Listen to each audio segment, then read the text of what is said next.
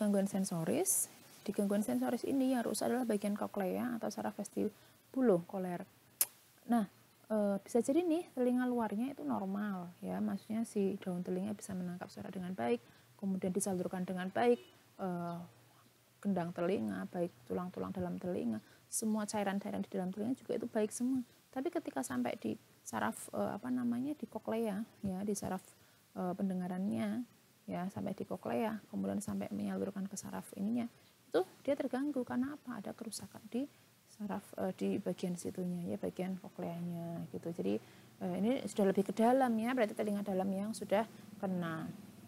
Nah, seseorang itu bisa mengalami gangguan campuran, kehilangan pendengarannya karena campuran. Ada orang yang dia memang tidak bisa mendengar tuli ya, mohon maaf, tuli karena faktor apa? Karena faktor campuran dari faktor konduktifnya dia terganggu, berarti ada organ-organ yang rusak begitu kan.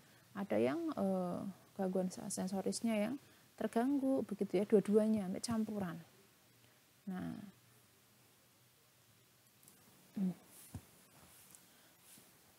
Nah, kalau gangguan ini ada kehilangan pendengaran karena gangguan fungsional ya, psikogenik ya. Kalau ini tidak terkait dengan adanya perubahan-perubahan ini. Jadi kalau kehilangan pendengaran campuran itu bisa karena ini ya, karena konduktif, karena sensoris. Nah, kalau yang kehilangan pendengaran fungsional atau psikogenik secara mekanismenya tidak ada masalah, tetapi orang itu secara emosional ya, secara psikologis dia memang ada gangguan dalam penafsiran begitu ya, sehingga dia tidak bisa mendengar dengan baik. Selanjutnya kita melihat ya beberapa penyakit yang mungkin terjadi ya pada telinga ya. Ada apa saja sih penyakit yang mungkin terjadi pada telinga ya? Kita lihat di slide berikutnya.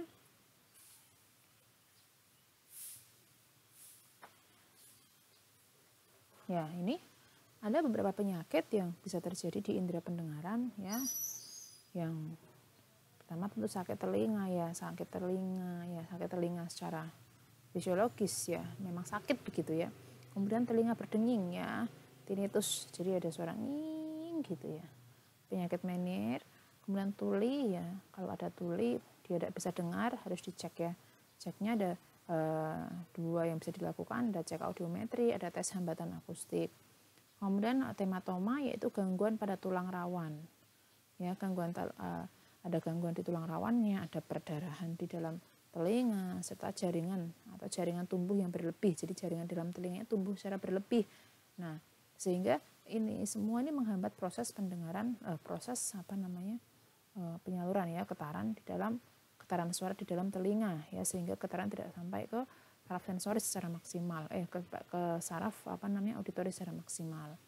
Nah, ini gangguan-gangguan seperti ini ya, gangguan tulang rawan, perdarahan internal, jaringan tumbuh berlebih itu biasanya bawaan lahir ya, ada cacat bawaan begitu. Berikutnya perikondritis yaitu infeksi tulang rawan telinga luar. Ya, tulang rawan telinga luarnya pecah ya, contohnya ada cedera ya, gigitan serangga, ada bisulnya pecah. Jadi area daun telinganya misal ya, daun telinganya dia rusak ya, tulang-tulang daun telinganya rusak, atau di bagian dalamnya lagi sedikit digigit serangga ya, ada benjolan gitu ya, ada bisulnya pecah gitu ya, ada bisulan di telinga kemudian pecah. Nah, itu kan menyebabkan gangguan di situ ya, ada cairannya numpuk, kemudian ada ya bisulnya sendiri udah sakit, dan itu mengganggu ya konduktivitas dari getaran, penyaluran getaran dari luar ke dalam saraf auditori begitu. Kemudian adanya penyumbatan. Ini penyumbatan, baik penyumbatan di dalam penyumbatan yang disebabkan oleh serumen tadi yang saya katakan ya. Serumen itu apa sih? Serumen adalah kalau saya mudahnya adalah Anda kalau membersihkan telinga ada kuning-kuning begitu ya, kuning kayak coklat, itu yang dia memang secara fisiologis diproduksi oleh telinga. Nah, kalau di itu kan untuk dalam telinga ada rambut-rambut kecil, rambut-rambut getar, kemudian ada rambut-rambut yang dia fungsinya menangkap kotoran-kotoran, yang menyaring kotoran-kotoran. Semakin banyak kotorannya ya nanti mungkin serumennya tambah semakin banyak. Nah, kalau tidak dibersihkan itu numpuk, bisa jadi menyumbat telinga. Suara yang masuk tidak akan terdengar dengan sempurna. Berikutnya adanya air ya, kemasukan air. Anda pernah kemasukan air? Ya, kalau kemasukan air ya ngung ya, dung gitu kan. Kalau kemasukan air, suara yang masuk pun tidak akan terdengar dengan jelas begitu. Kemudian ada infeksi, ya, radang telinga ya, otitis media ya. Radang telinga itu tadi ya, contohnya adalah telinganya. Kalau radang telinga ciri-cirinya biasanya ada nanahnya ya, ada cairan purulen ya, dari yang keluar dari telinga kayak putih-putih. Kadang juga bau ya, ada telinga yang bau begitu. Ada yang bau keluar putih-putihnya kayak nanah.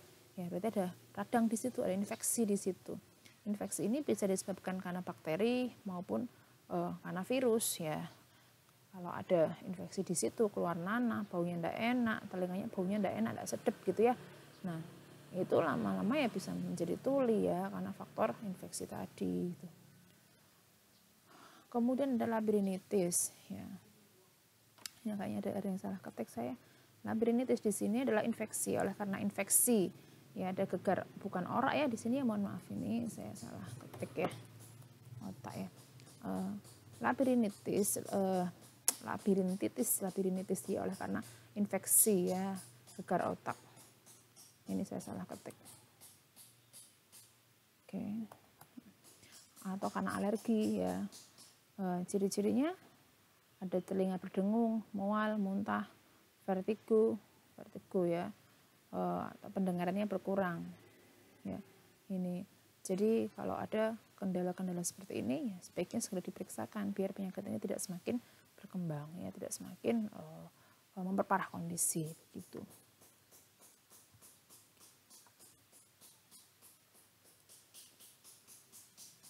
Kita lanjut ke sistem keseimbangan ya. Di awal saya katakan bahwa telinga itu fungsinya tidak hanya untuk mendengar ya, untuk menafsirkan bunyi, tapi telinga juga punya fungsi untuk menjaga keseimbangan tubuh kita. Ya, kita lihat ya di slide berikutnya, keseimbangan ya.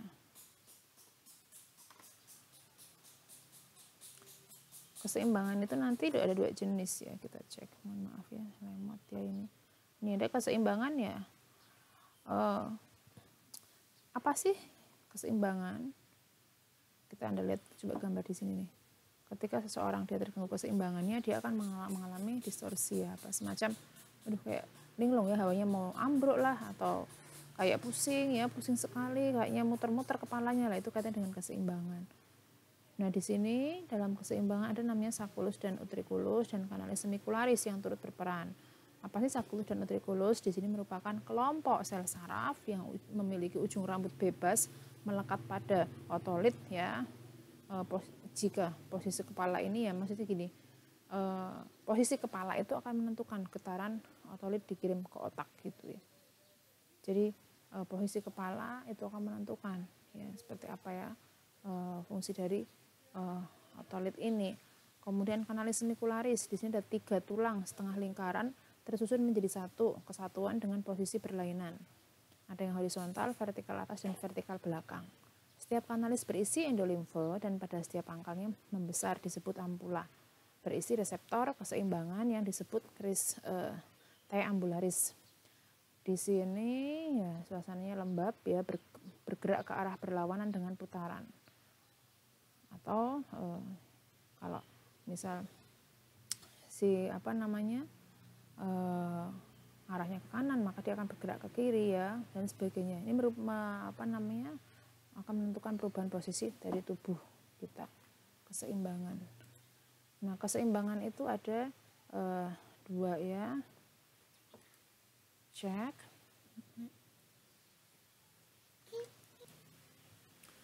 Ya, ada keseimbangan statis ya dan keseimbangan dinamis. Apa sih keseimbangan statis? Keseimbangan statis merupakan orientasi letak kepala atau badan terhadap gravitasi bumi. Ya, dari badan terhadap gravitasi bumi. Gitu ya. Di sini ketika kepala miring satu arah, ya, otolit tertarik ke bawah. Nah, impuls vestibularis ke syaraf 8. Kalau keseimbangan dinamis, kalau keseimbangan statis kaitannya dengan gravitasi bumi ya. Jadi ini lebih ke dinamis, statis juga tetap ya, statis kan tetap ya. Dinamis itu bergerak ya. Kalau keseimbangan dinamis ini keseimbangan ya, orientasi tubuh terhadap gerakan berbagai arah. Orientasi tubuh terhadap gerakan berbagai arah. Berputar, jatuh ya, percepatan dan sebagainya. kepala bergerak ke segala arah. Cairan dalam kanal